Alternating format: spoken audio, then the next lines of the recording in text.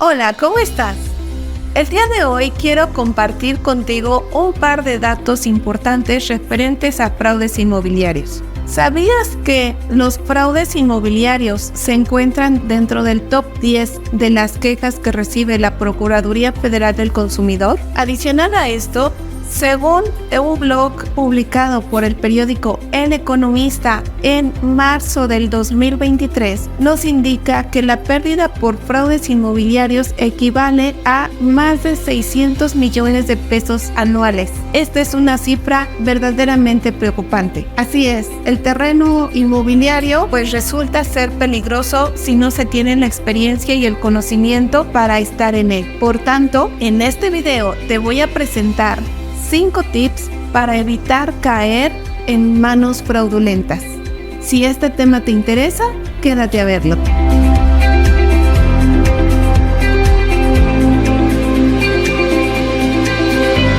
Mi nombre es Daisy Nolasco y quiero presentarte tips para realizar operaciones inmobiliarias de manera inteligente y segura. Inscríbete a este canal. Dale clic en la campanita porque semana tras semana voy a estar compartiendo información de valor para ti. Sin más preámbulo, pasemos a lo importante. 5 tips para prevenir fraudes inmobiliarios. El primero es, investiga al vendedor. Así es, para entrar en detalle de este punto, quiero comentarte que según el INEGI, existen más de 80,000 asesores inmobiliarios alrededor del país, de los cuales solamente el 15% ejerce la profesión de manera formal o profesional. El resto, pues lo ejerce de manera informal y sin preparación necesaria para estar en este rubro. ¿Eso qué tiene que ver con los fraudes inmobiliarios? Bien, te explico. Al haber muchísimos asesores inmobiliarios, pues es difícil identificar quién realmente se dedica a la actividad y quién no lo hace. O también hay personas que entran en el rubro con falta de ética y profesionalismo. Esto ha llevado a que muchas personas se hagan pasar por intermediarios dentro de lo que son operaciones inmobiliarias y soliciten adelantos de pago o adelantos de dinero en cuanto a relación de operaciones inmobiliarias. Y una vez que tienen el dinero, pues desaparecen, ya no vuelves a saber de ellos, no sabes en dónde están, y al no tener una oficina, no tener los datos de esta persona, pues no sabes en dónde buscarlo. Y si fue o no fue realmente un asesor inmobiliario, pues no lo vas a saber, porque al final pues esta persona desaparece, ¿no? Así. Entonces, ¿qué hacer para prevenir este primer tipo de fraude? Investiga al vendedor. Aquí, en este caso, el tip es: Google es tu mejor aliado respecto a este punto. Una vez que te enfrentes con tu agente inmobiliario o con la persona que está ofertando una propiedad, pues investiga quién es, en dónde lo encuentras, o pídele sus datos de identificación para poder acudir a él en caso de cualquier contratiempo. Vamos con el fraude número 2.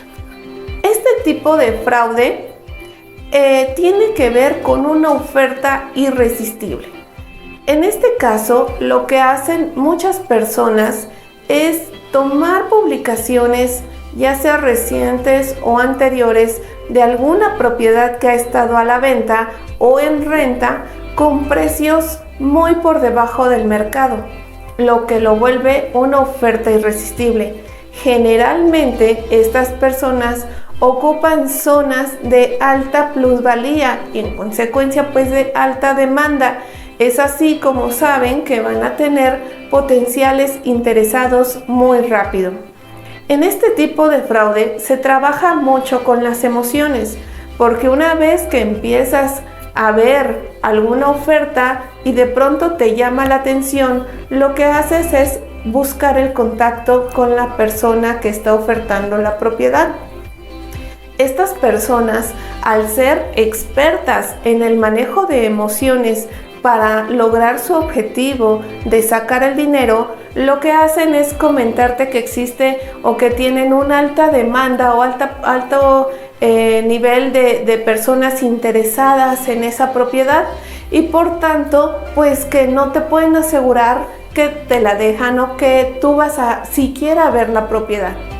En este caso te llevan o te envuelven en esta llamada, en este contacto que tienen, de tal manera que pues terminan ofreciéndote o incluso tú terminas diciendo que pues te interesa mucho la propiedad, que la aceptas y que aceptas dar un pago vía electrónica para que te aparten la propiedad. Se muestran incluso dudosos de aceptar el pago, lo que te genera más confianza.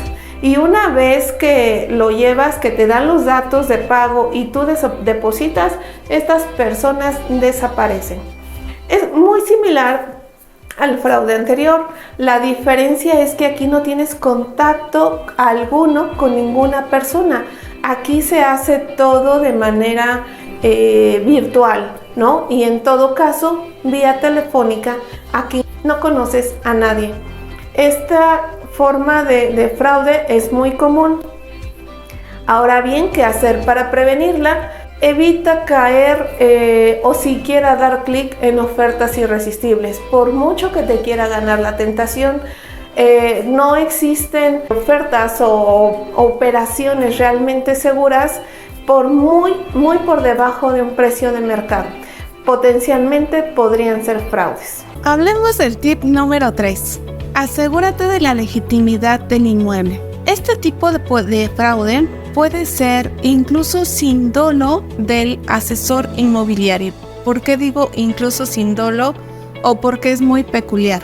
Bien, te platico en qué consiste. Muchas veces hay ocasiones en que se pone a la venta una propiedad sin estar legalmente en orden para su venta. Si es que un asesor inmobiliario no confirma que los documentos están en orden, puede ser que pues promocione la propiedad. En este caso llega un posible comprador y entonces llevan a cabo una operación de compra-venta. Es muy peculiar porque aquí se puede llevar a cabo un contrato de compra-venta o un acuerdo, pero si en este acuerdo no está bien redactado, pues se puede tener omisiones. Sin embargo, el llevar a cabo todo este proceso da confianza al comprador. Quiero comentarte y hacer un paréntesis que en este tipo de fraude, pues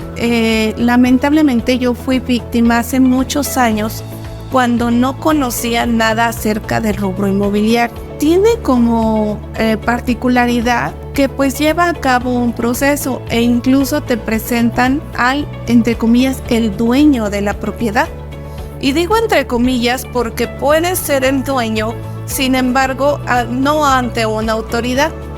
Son esas propiedades que generalmente están intestadas o que tienen algún problema legal, o aquellas propiedades que en algún momento se compraron mediante un contrato, pero un contrato sin una figura de autoridad como lo es un notario, y mucho menos llevarse a cabo el traslado de dominio ante el registro público de la propiedad.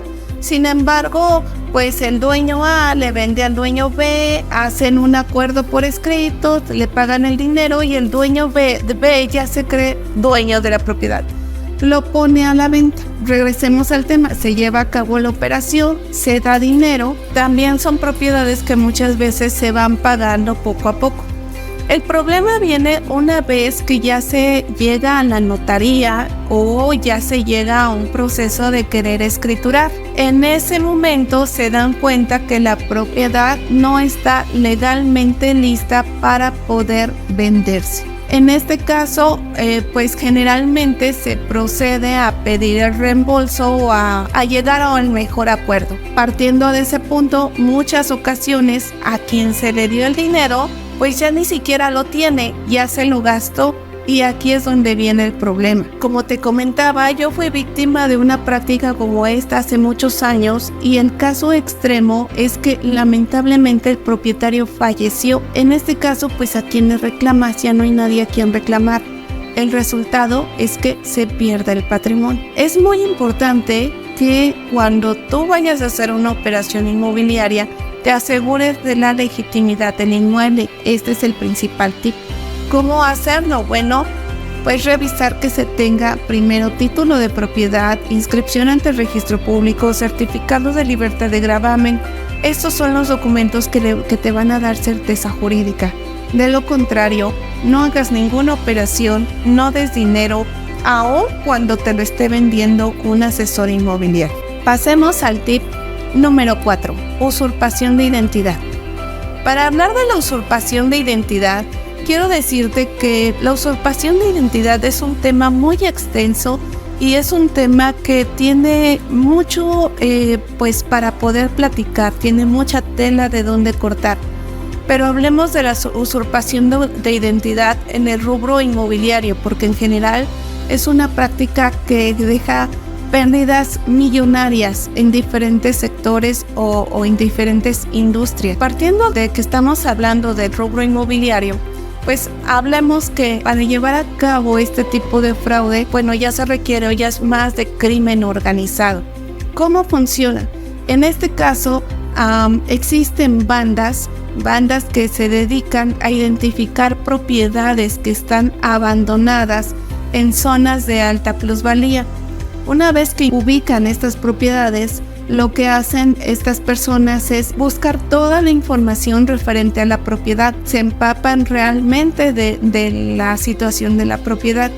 Una vez que ya la tienen, pues desde luego eso conlleva a identificar quién es el dueño, usurpan la identidad del dueño. Y es así como pueden incluso llegar a falsificar documentos. Cuando ellos venden la propiedad, o podría ser que se acerquen a alguna persona, algún asesor inmobiliario para promover la propiedad, generalmente piden precios razonables en el sentido de que los dan por debajo del mercado, dice que tienen urgencia en vender, etcétera, y aceptan cualquier oferta.